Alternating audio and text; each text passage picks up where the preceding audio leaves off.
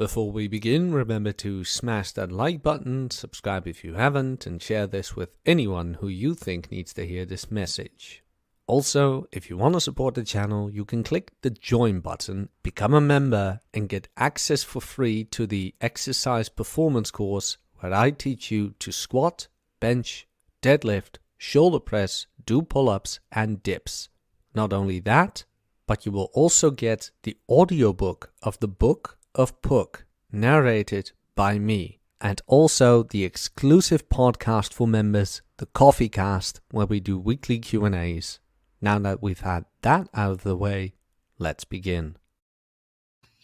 Hello, bit late, but I'm here. How's everybody doing? Did you have a good weekend? Did you have a good day? Did you sleep well? Because most of you, it's morning, I guess. Yeah, I've been fine. Afternoon here, 4:30. Been busy. Hello, yes, hello, Daniel. Good to see you. Seat set, instructions unclear. Now I'm bald. Don't know how you managed to do that.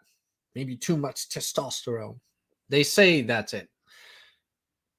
I have a haircut planned. My barber was not available until somewhere in the middle of November, so you have to excuse me for a moment here. It's like, god damn it. It's getting too much. I think I'm gonna cut a whole thing off. Not going back to short, but there is a whole. I am cutting a large piece off here. There we go. That's better.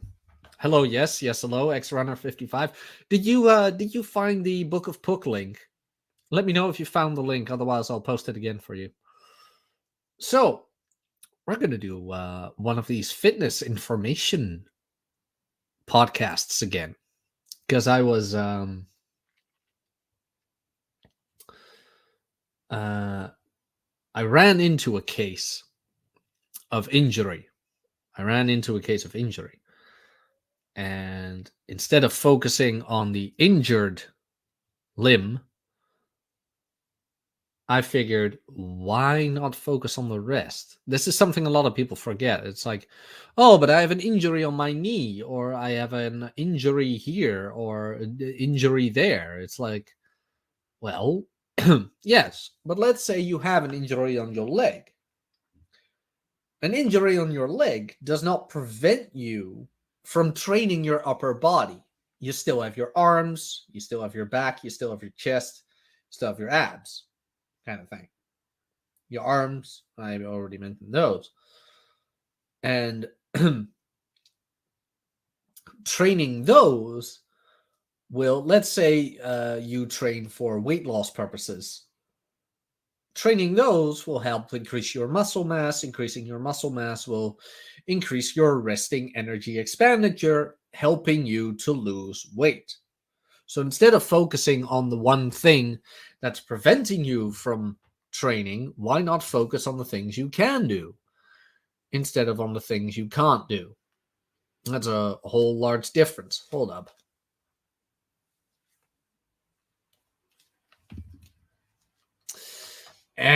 Not my favorite, but let's do it like this.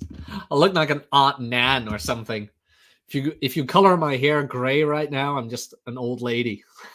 That's the problem with a long hairdo. It's like at certain points you get to that point where it's like, is this even worth it? Should I keep letting it grow, or should I just keep it like cut it short again? We'll see what happens.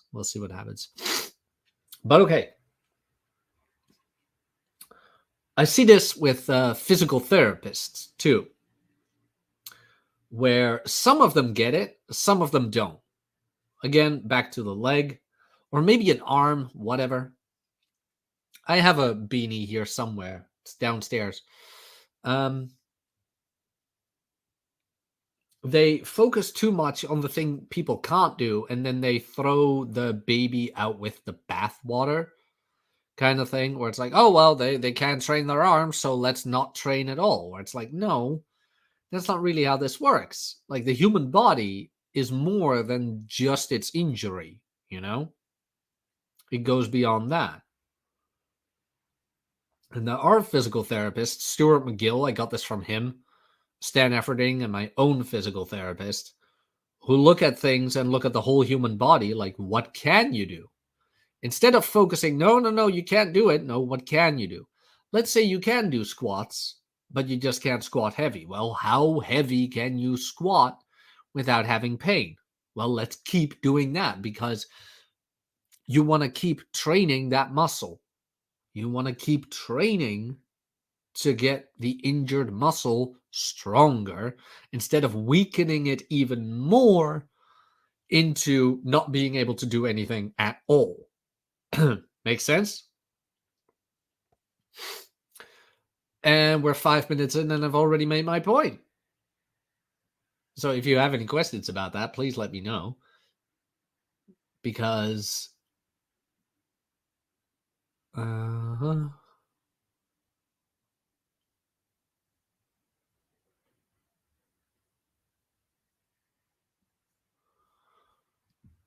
because there's not much more I can say. Maybe for you, the person listening to this, maybe right now you have an injury and you're like, oh, I'm stuck at home and I can't do anything. I remember Traddy's little brother broke his leg. The guy broke his leg. Now, bit hardcore, but he was still in the gym every day. Every day he was still in the gym. Training arms, training chest, training back. It's like, what? What?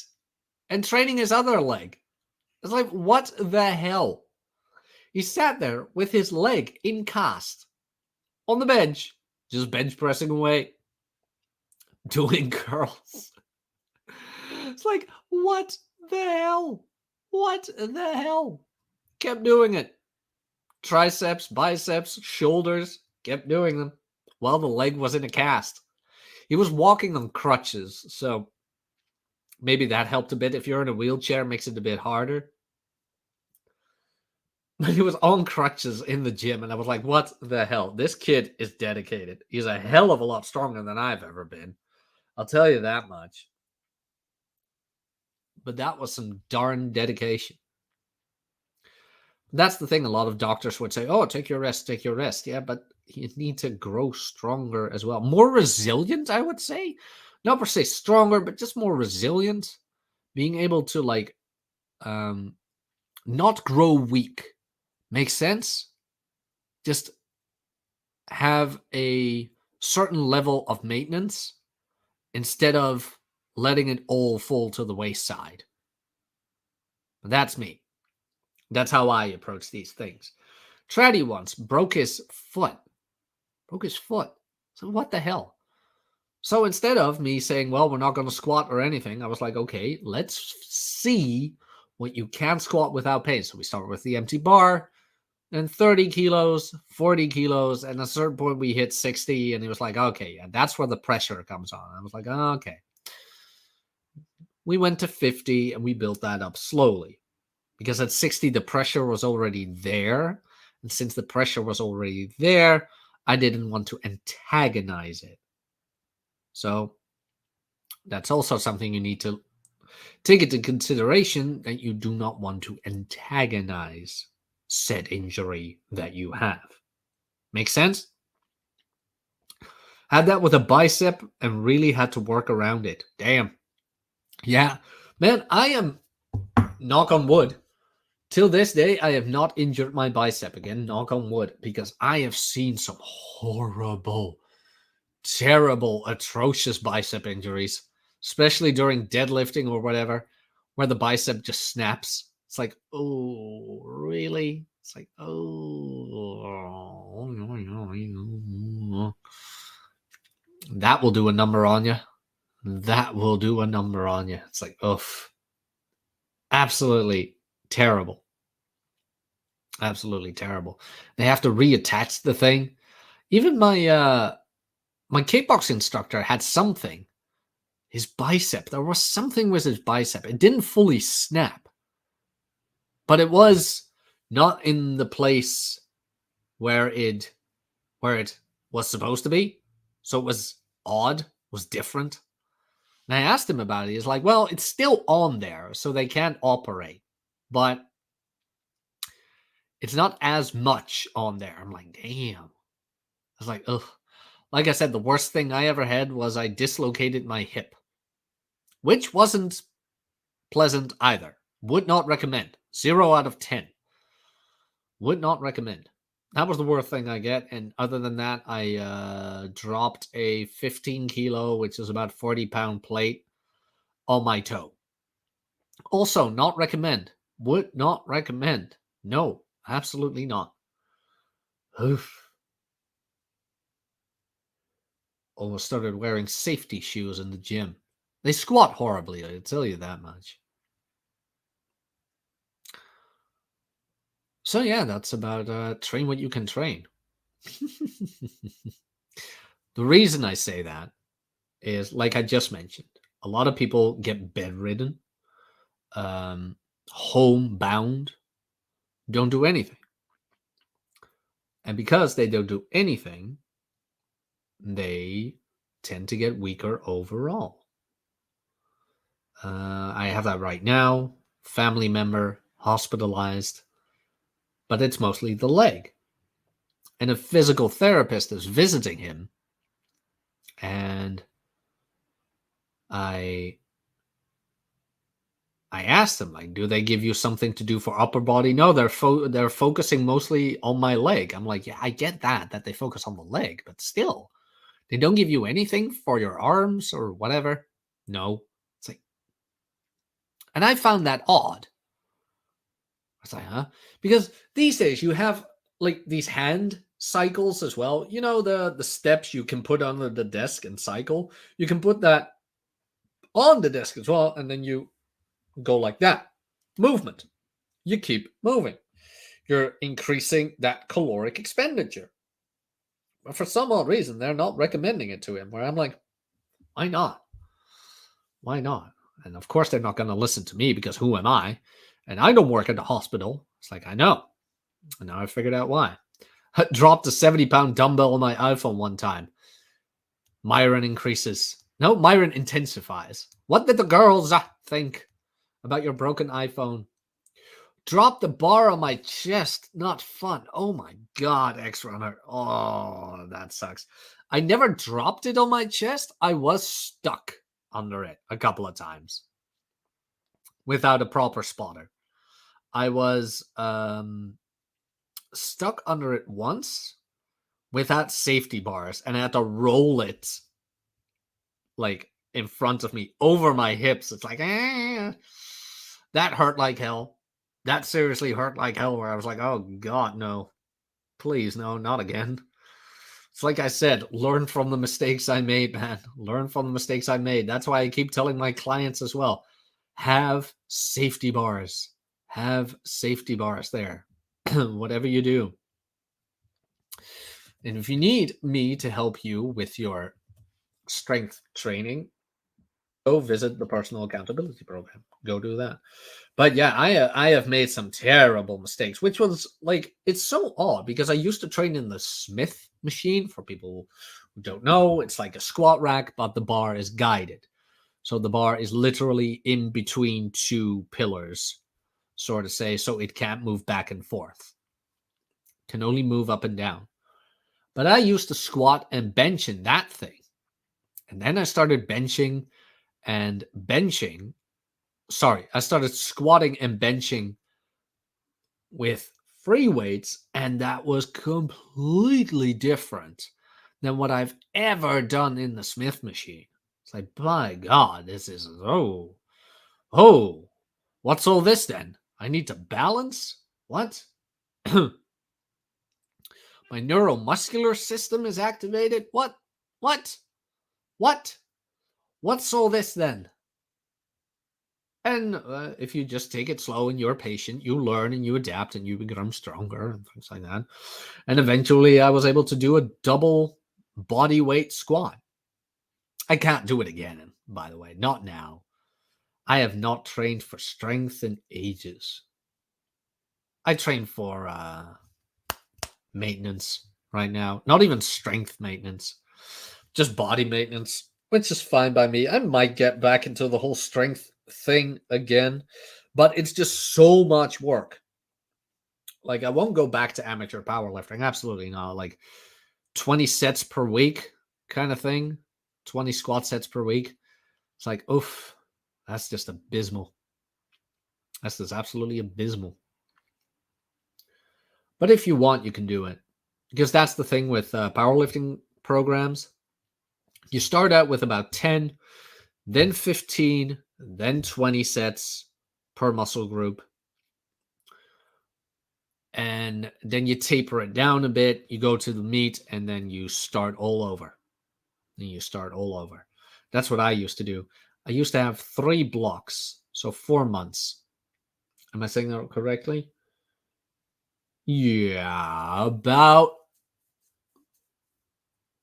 4 months or 3.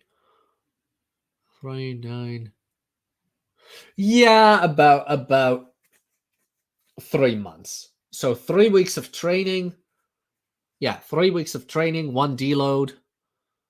3 weeks of training, deload, and then 10 sets the first 3 months, 15 set the second 3 months, and then 20 sets per muscle group for the following 3 months. And usually right after that was the meet. There was a week or 2 in between. You take your rest, and then meet day comes, and it's boom, pedal to the metal. Which is also like a thing people don't understand, which is funny because Goku did it for the Cell games. It's before the competition. Take your rest. Recover. Just recover. You'll be performing a hell of a lot better. That's what I did. Usually, I don't think I ever lifted a week before the powerlifting meet. No, I didn't. I just took a week off training back then. That was a long time ago, and it was hella fun. And that's all I have to mention about that. Anything else that happened? Oh, yeah, the Dutch politics is going on right now. And as it's looking right now, the left is... Well, the far left is not getting what it wants because their party leader kind of made a shit show out of things, which in my humble opinion is nothing but good. It's all good news. All good news. I'm very happy to see that. Work, fine.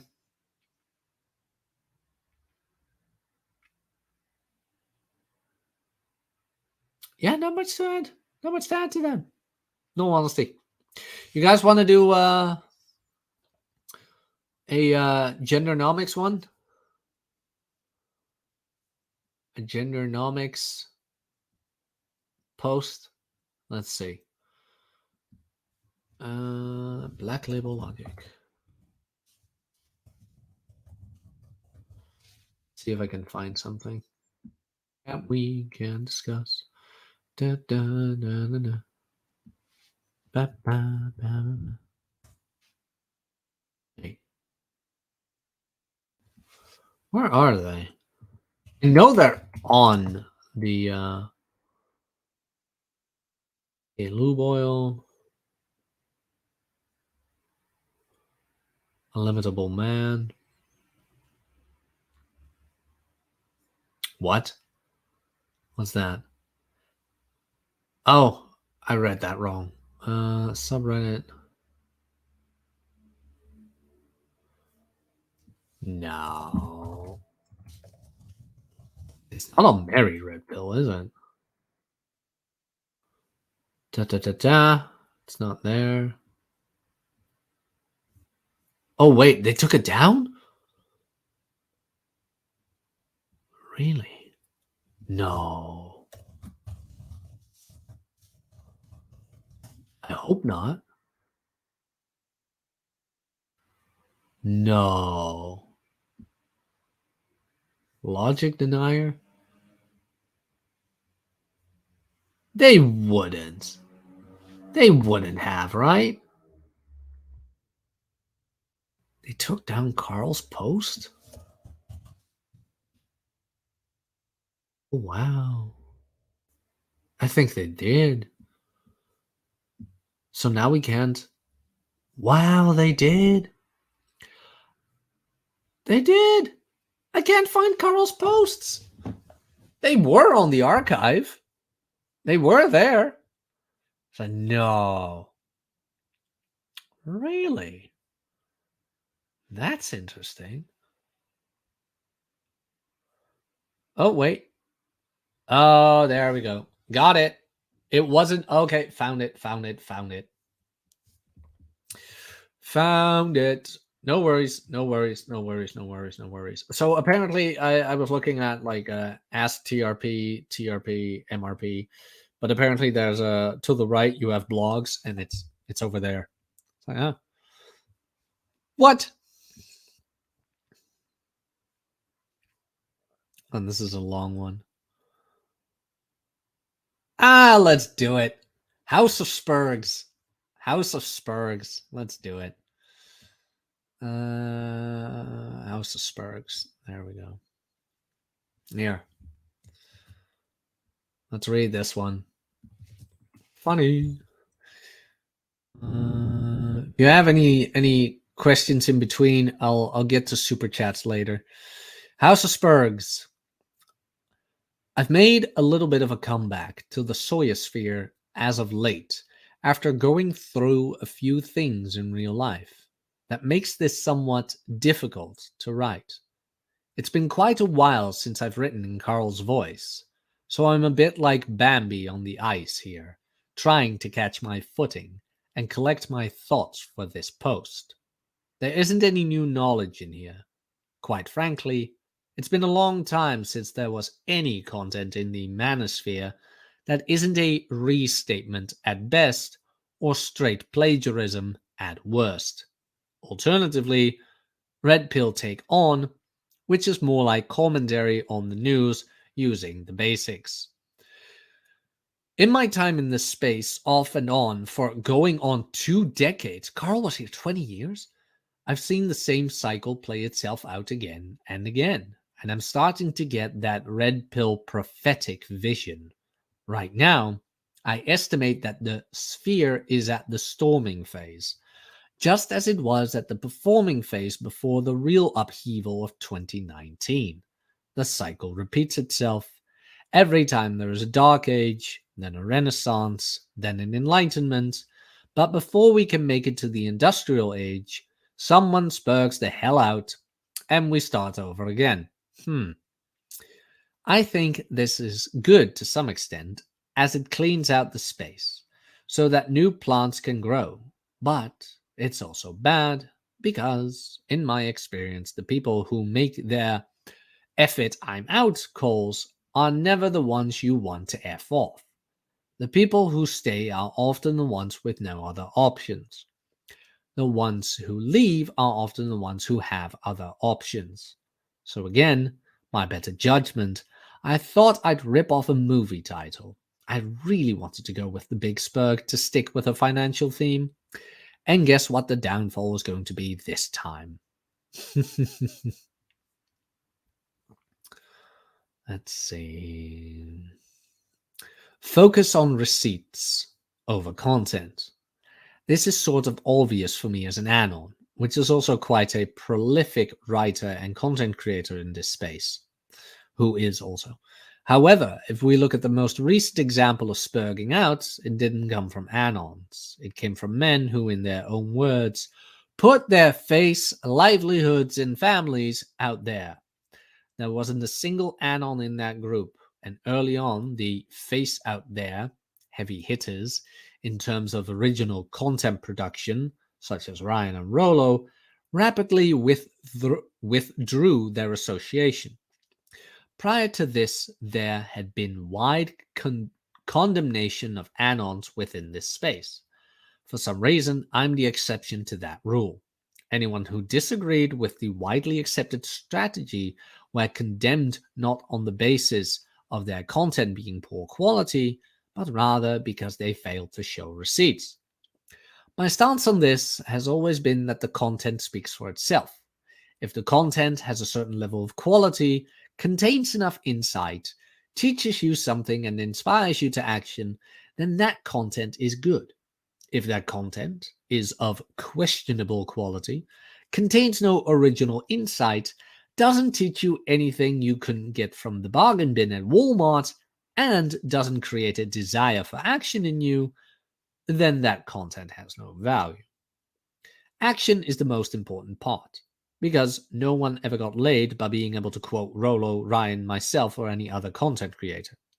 They got laid by going out into the world, fucking up simple shit, going back out into the world, nailing the simple shit, fucking up more complex shit, there goes the monetization, then repeating that until they get the hang of it. My continued insistence and support for content creators and members of this community retaining their anonymity is that I know many of the men who participate in this space. And among them are, among others, directors at major companies who influence corporate policy, lawyers working inside the family courts to change the current pro-female bias, psychologists working on the inside of the establishment to influence the DSM in positive direction, high-ranking military men seeking to make the military great again, owners of a small and medium businesses who have great influence in their domain, politicians, elected officials, and people within the political space. These are all people who can influence the direction of society in a beneficial direction for men, much more so than a random guy building his personal brand from a cheap rental, who spends his ramen budget on a professional photo shoot on Instagram who has glossy marketing photos.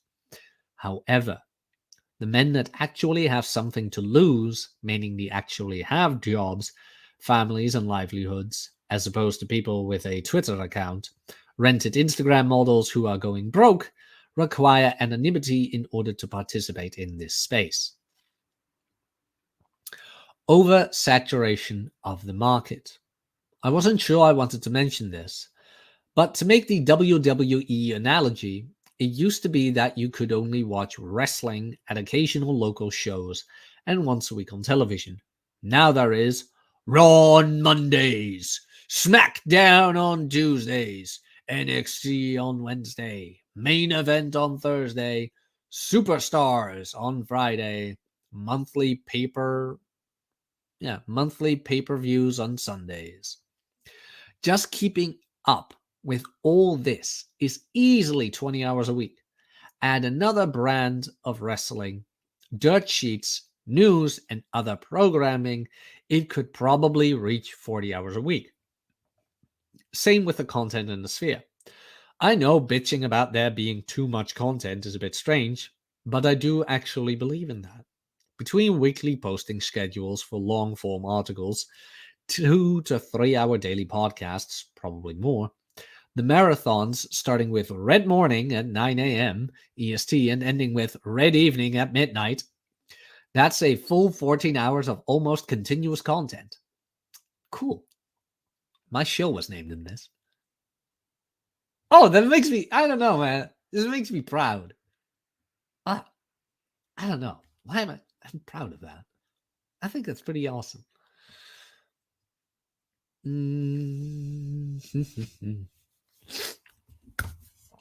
Continuous content. Add to it the back catalog of hundreds of content creators. Hell, I'm pretty sure just reading all of Rolo would take you close to 6 months.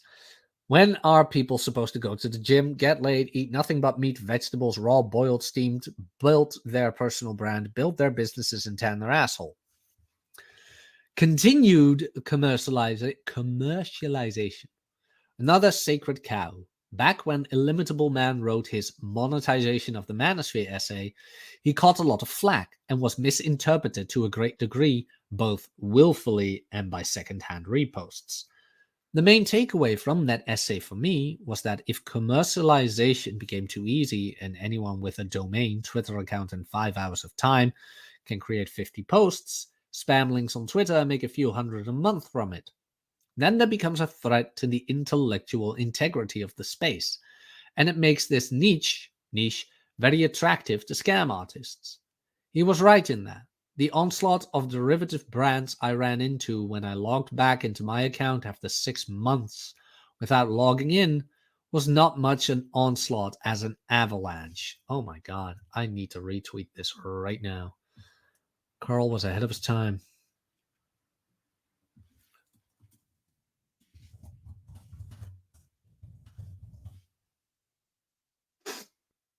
Apologies.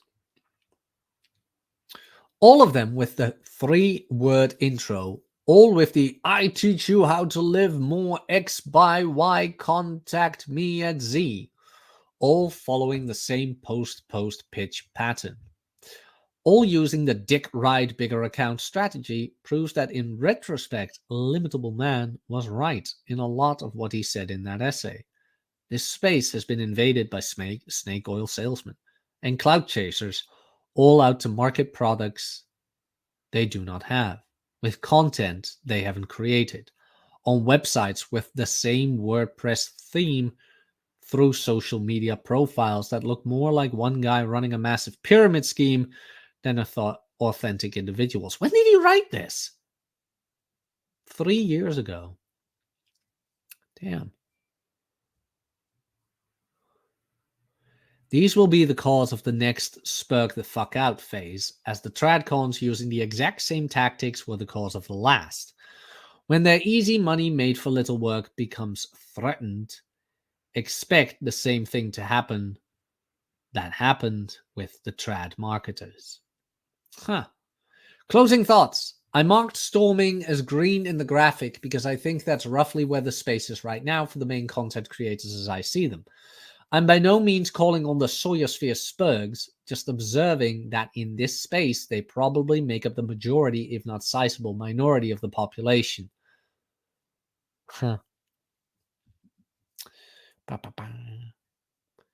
Post-Spurg apocalypse, Rule Zero was formed, and I was happy to be there for the forming and most of the norming phase. And the guys seem to be storming on very well and will move into performing very soon. I'm very happy for them, and I'll hope they'll have me on as a guest whenever I can jump on. Though my involvement in this space will be somewhat limited for some time to come due to issue in my real life. I hope to be a more frequent guest and work more with Ryan on day drinking and shit talking, Red Morning, because I genuinely enjoy doing the show with Ryan. We have a general idea where we're going with this, but for the most part, we run our mouse format because I think it demonstrates that fluidity and flowing with topics is a necessary skill for human interaction. I fully agree with that. Lastly, I hope to continue to write here as the fancy strikes me. I originally stopped because of real-life issues, but then I didn't come back to it because I felt like I didn't really have anything original to write, and I don't want to lower the quality of this site by repeating myself over and over again just to keep up with a posting schedule I created. Ah, damn, I miss him. I wonder what he would have to add now that he's back. No honesty. I wonder what he would add. But you know what? Let's wrap this one up. For some odd reason, when I do the fitness thing, it's just not as popular. Train what you can train. Maybe I should go on roids. Maybe then people will listen to me. Typical. Well, it's not going to happen. I'm not going to go on roids. So don't worry about that. Coming back on Thursday, same time, same bat channel. And let's see what the topic will be. We'll figure something out. SJ, where's Torsha? She's at home. She's under the weather. She mentioned that she hadn't streamed in a couple of days. And I was wondering when I would get that question. But she's under the weather. And she's keeping me posted. So that's nice. I'm happy about that. Road to 100. Yeah, we're 31 members in.